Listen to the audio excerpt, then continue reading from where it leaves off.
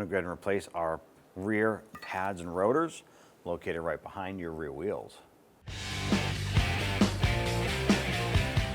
Using our 19mm socket, let's go ahead and remove our lug nuts.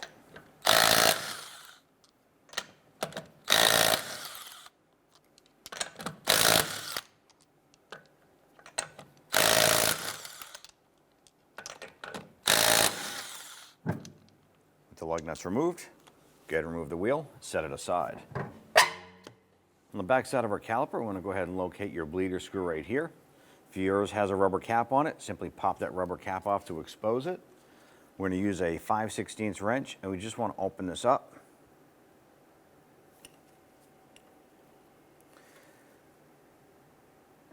And break that free. And you should see some brake fluid start to seep out of this here. Once we know that that's open.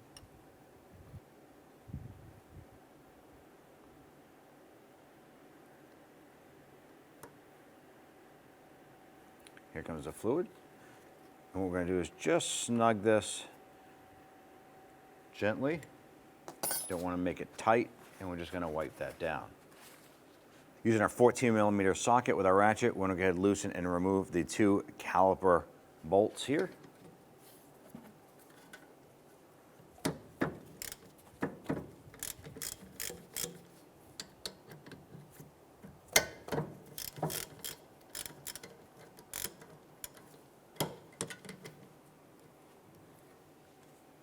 When we're trying to loosen our bolts here, the slide pin here was spinning, so we're going to use our wrench on the back side here. It's a 14mm, and then we're going to go ahead and loosen and remove those bolts.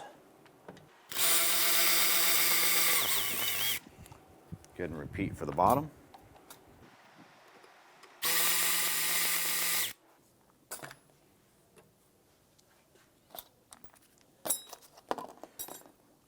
Once those are out, you should be able to work the caliper out. Just wiggle that back and forth. You might need a pry tool to go ahead and pop that off. In our case here, we're able to open that up. Now at this point, we're going to go ahead and compress the piston into the caliper. This is why we loosened up the brake bleeder screw earlier. So let's go ahead. We're going to set up our tool here.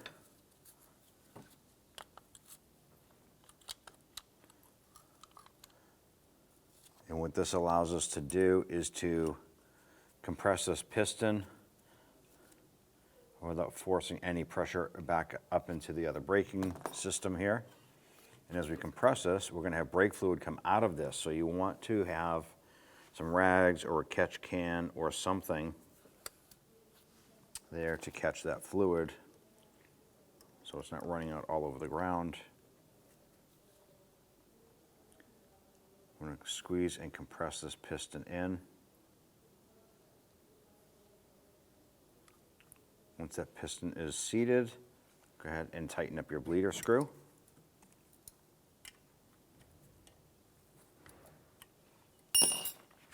Give this a wipe down. I'm going to remove our tool. Now we're going to use our hanging tool here to go ahead and support our caliper up. We're going to hang that off of our strut spring up top. We just don't want to have additional pressure pulling on our flex hose here. Let's go ahead and remove our inboard and outboard brake pad. Grab that, slide that out of the slider. Do the same for the outside. I want to go ahead and remove our brake caliper bracket here. There's going to be 2 bolts on the back side. We're going to go ahead and use our 17mm socket and a ratchet to go ahead and loosen and remove these.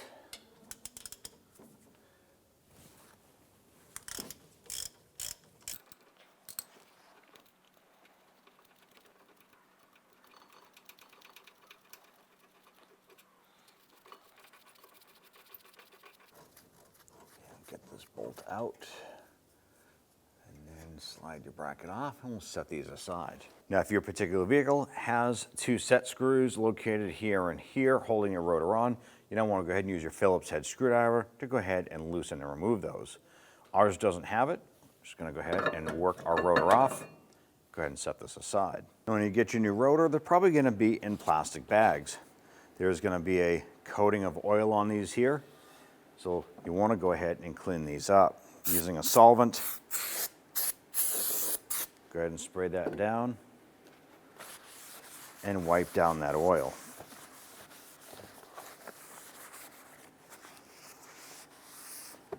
I'm going to go ahead and do this for both sides.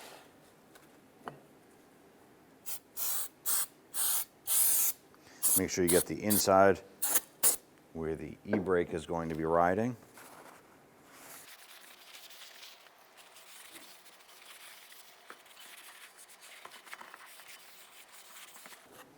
Once that's clean, it's ready for installation. On your old rotor, you want to go ahead and pop out this access port plug and just install it onto the new rotor. Simply line that up, push that in, and we can go ahead and install our rotor.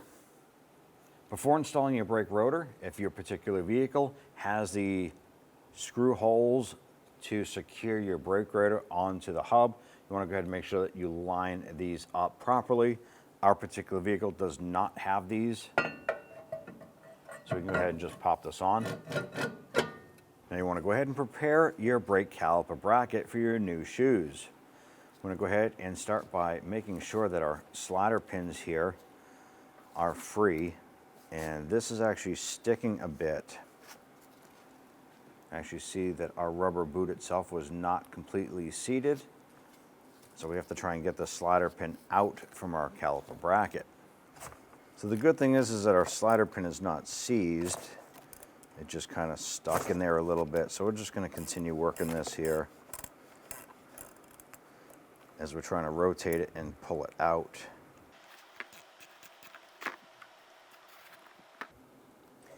Now this particular slider pin has a little rubber sleeve on it here. What I like to do is I like to mark the port that this comes out of. So I'm just going to use a yellow crayon. I'm going to mark that for now. There I know that this one here has that rubber bushing. Let's go ahead and remove this one here, and you can see this one here is spinning nice and free, and the boot was nice and tight up against that slider pin. So let's go ahead and pop this off, slide this boot off, and pull that pin.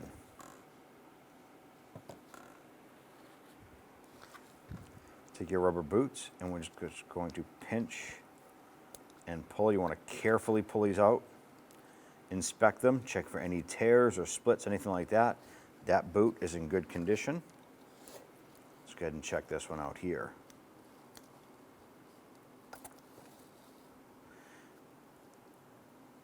This boot is in good condition. What I found is that the boot itself had rolled over inside of itself like so, and it wasn't sealed, causing our slider pin to bind up. Let's go ahead and use our pry tool. We're going to pop off our brake pad sliders here. Do the same for the other side here. Once those are off, use your bristle brush. You want to go ahead and clean up where these sliders go. If you have excessive rust, you can use a flat file to go ahead and scrape down that scaly rust. Ours is actually cleaning up pretty nice. You just want to get any of that debris, anything that could be causing the brake pad shims there or sliders to not seat smoothly or flush. You want to go ahead and clean that up. Those look really good. Next, what we're going to do is we want to go ahead and clean where the slider pins go. We're going to use some solvent. Wear safety glasses when doing this. I like to put some solvent inside those ports there.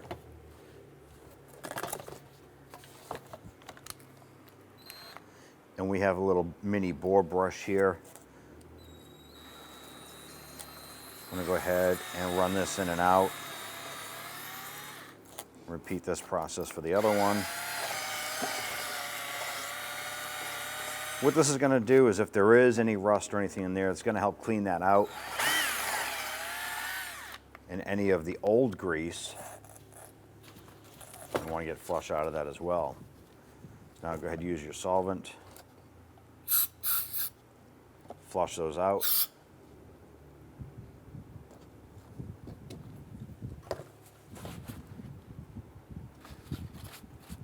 Now give this a few minutes to air dry. If you have a air hose or blowgun, whatever, you can go ahead and clear this out as well. Once again, wear safety glasses if you're going to tackle that. Clean your slider pins. Use a clean rag. Wipe these down. You want to do a visual inspection. Make sure there's no rust, scoring, anything like that. Any problems with these here. Do it for both.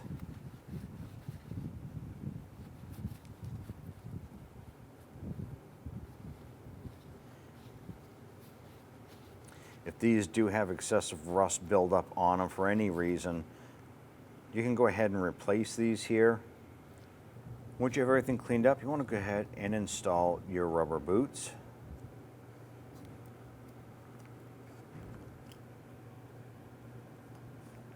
Make sure those are popped in and seated flush.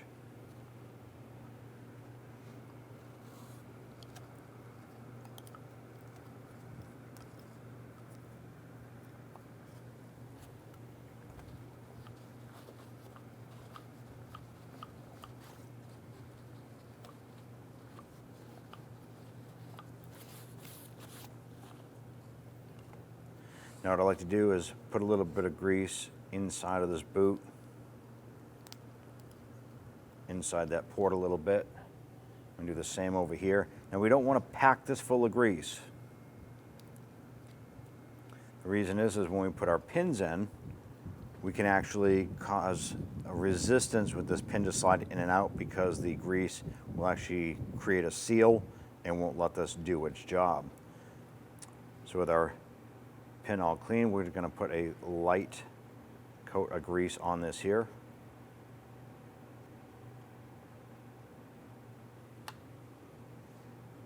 Go ahead and work this in. I'm going to push it in. You can actually see the boot pop on and seal all the way around the slider pin. Let's go ahead and repeat for the other slider pin.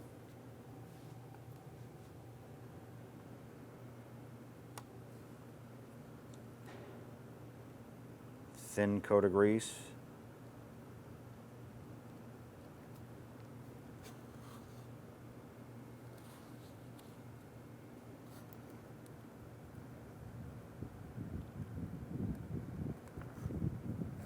And there we go. Boot is sealed all the way around. I'm going to go ahead and give those slider pins a push, work those around a little bit. Apply a thin coat of grease.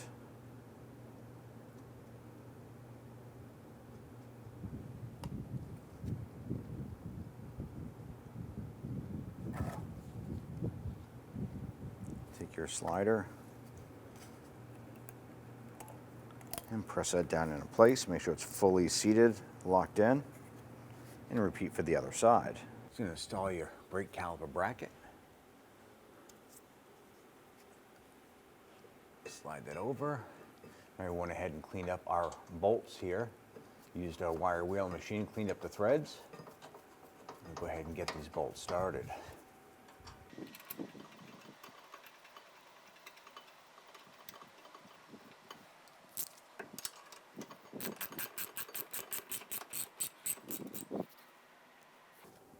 I'm going to go ahead and snug these down with my ratchet.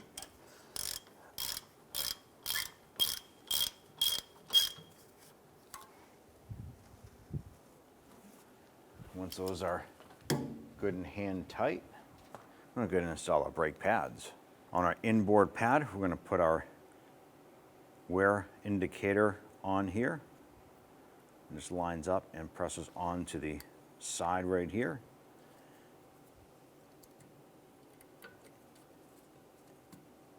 Set our pad in place.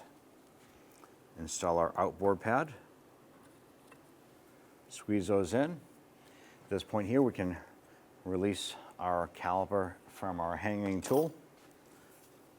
Going to lower this down.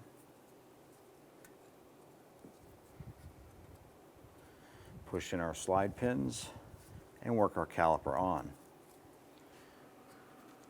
Once that's in place, we're going to go ahead and install our caliper bolts. I like to thread those in as far as I can by hand.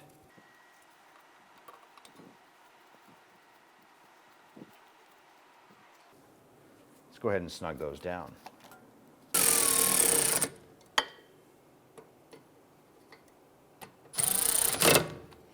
I'm going to torque our brake caliper bracket to 58 foot-pounds.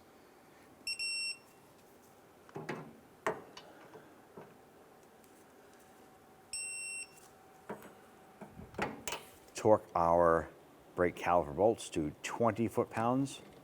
And what we're going to do here is we're going to hold the inboard part stationary and tighten the bolt. Do the same for the bottom.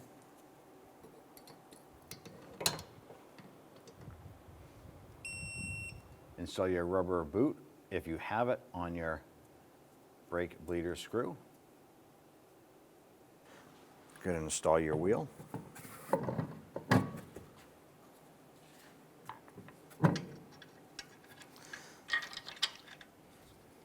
going to go ahead and get all 5 of these lug nuts started, thread them on a little bit, and we'll go ahead and snug them down.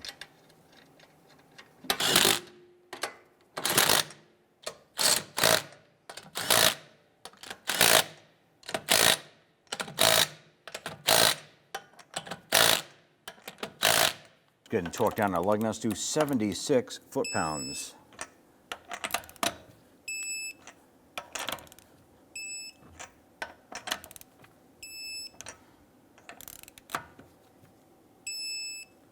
After you've torqued the wheel, you want to go ahead and hop in the vehicle and you want to go ahead and pump up the brakes because we compressed that caliper inside. We want to go ahead and pump up the brakes and get that piston to come back out and actuate on the brakes. When only the best will do, demand TRQ. The only company that lets you view before you do. TRQ is committed to offering the highest quality aftermarket auto parts that are engineered for peace of mind. Thanks for using and viewing with TRQ.